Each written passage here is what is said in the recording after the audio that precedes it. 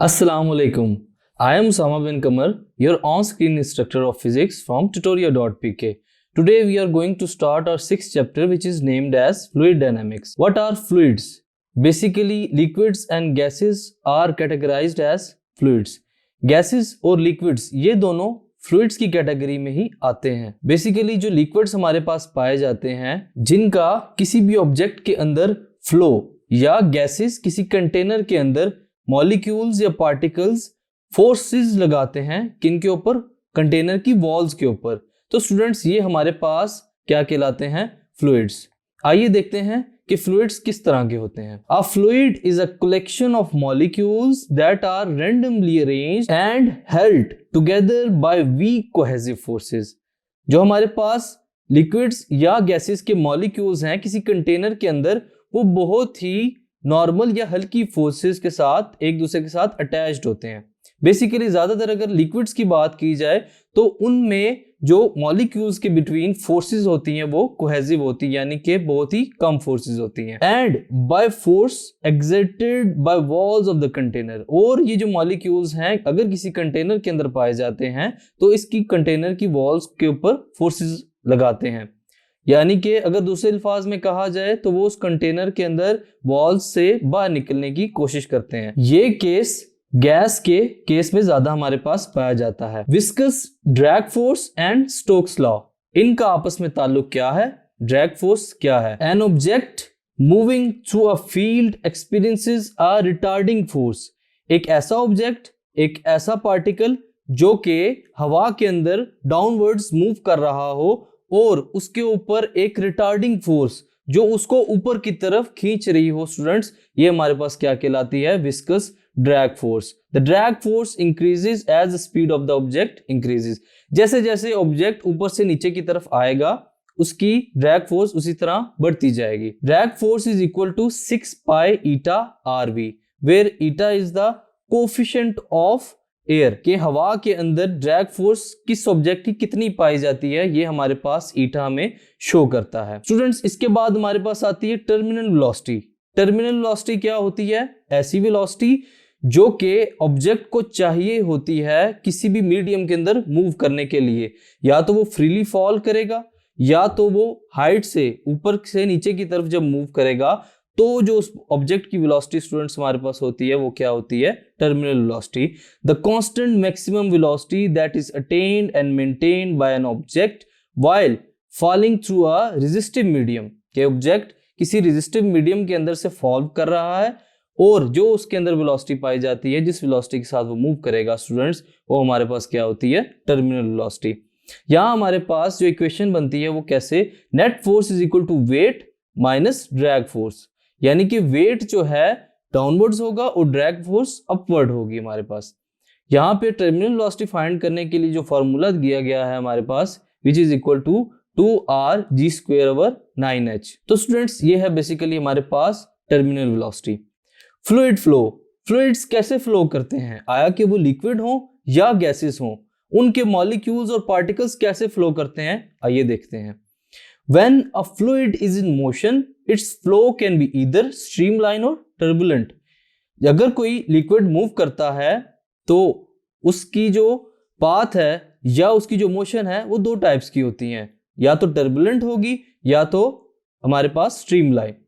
The flow is said to be streamline or laminar if every particle that passes a particular point moves along exactly the same path, कि जितने भी particles हैं वो एक path को follow करते हुए मूव कर रहे हैं, as followed by the other particles which pass that points earlier। जो मॉलिक्यूल्स, जो पार्टिकल्स पहले उस पाथ को फॉलो कर रहे हैं उसी पाथ को फॉलो करते हुए फ्लूइड के जो पिछले पार्टिकल्स हैं वो भी उसी पाथ को फॉलो करें। ये स्टूडेंट्स हमारे पास क्या कहलाती है, लेमिनर फ्लो या streamline flow. The irregular or unsteady flow of the fluid is called turbulent flow। कि अगर पार्टिकल्स हमारे पास irregularly मूव कर रहे हो तो स्टूडेंट्स ये क्या कहलाता है, हमारे पास turbulent flow। ये है हमारे पास दो टाइप्स फ्लूइड फ्लो की। अब बात करते हैं equation of continuity. Equation of continuity क्या है, the product of cross sectional area and the speed of the fluid at any point along the pipe is constant. This constant equals the volume flow per second of the fluid or simply flow rate. हम लोग fluid के flow की बात करते हैं किसी pipe के अंदर, वहां पे हमारे पास पाइप का क्रॉस सेक्शनल एरिया भी पाया जाता है और जो फ्लूइड है उसकी वेलोसिटी या स्पीड भी होती है, और जो डिस्टेंस जो एक जगह से दूसरी जगह फ्लूइड फ्लो करता है, इस चीज को शो करने के लिए स्टूडेंट्स एक इक्वेशन मुतारिफ कराई जाती है जिसको हम लोग कहते हैं इक्वेशन ऑफ कॉन्टिन्यूटी। इसमें हमारे पास जो एरिया है वो चेंज होगा but the speed will be constant. जो स्पीड होगी वो कांस्टेंट होगी फ्लूइड की एक पॉइंट से दूसरे पॉइंट तक। स्टूडेंट्स, बर्नौली इक्वेशन क्या है? Bernoulli's equation that relates the pressure, flow speed and height. ये क्या करती है? प्रेशर और स्पीड ऑफ फ्लो, और इसके अलावा हमारे पास जो ऑब्जेक्ट है, जो पाथ है जिसके अंदर लिक्विड फॉलो करता हुआ एक जगह से एक पॉइंट से दूसरी पॉइंट तक जाएगा, इसको हम लोग एक ही इक्वेशन में डिफाइन करते हैं, जिसको क्या कहा जाता है student? Bernoulli equation. Equation is simply law of conservation of energy. यहाँ पे हमारे पास एनर्जी कंजर्व रहेगी, कोई भी एनर्जी यहाँ पे हमारे पास डिस्ट्रॉय नहीं होगी और ना ही डेवलप की जाएगी, कोई नई एनर्जीज यहाँ पे मौजूद नहीं होंगी। शुरू से लेकर एंड तक एनर्जी हमारे पास सेम रहेगी, कंजर्व रहेगी। द फ्लूइड, जो फ्लूइड फ्लो कर रहा होगा किसी भी तरह का, पाइप के अंदर आया या फिर किसी और ऑब्जेक्ट के अंदर वो फ्लो कर रहा है, वो फ्लूइड हमारे पास इनकम्प्रेसिबल होगा स्टूडेंट्स, नॉन विस्कस होगा and flows in a steady manner, और वो बिल्कुल स्टेडी मैनर में हमारे पास फ्लो कर रहा होगा। इसकी इक्वेशन है हमारे पास pressure P plus half PV square plus RGH which is equal to constant. तो स्टूडेंट्स, ये है हमारे पास बर्नौली इक्वेशन। इसके बाद आती है हमारे पास बर्नौली इक्वेशन की एप्लीकेशंस। वो क्या हैं? Filter pumps. ऐसे पंप्स जो लिक्विड को डाउनवर्ड से अपवर्ड यानी कि लो प्रेशर से हाई प्रेशर की तरफ फॉरवर्ड उसको मूव करवाते हैं, ऐसे पंप्स को क्या कहा जाता है? Filter pumps. Atomisers are devised for emitting water perfume. ऐसी डिवाइसेस जिसमें से पानी स्प्रे हो या परफ्यूम स्प्रे हो। Torricelli's theorem, the speed of efflux is equal to the velocity of the fluid in falling through the distance due to the action of gravity. ये हमारे पास एक स्पीड है which is equal to √2gh। Gravity, under the action of gravity and height is involve. Venturi meter, ये एक ऐसा metre या ऐसी डिवाइस है जो किसी भी इंस्टेंट के ऊपर जिस ऑब्जेक्ट के अंदर हमारे पास वो लिक्विड फ्लो कर रहा है उस पॉइंट के ऊपर हमें प्रेशर डिफाइन करता है।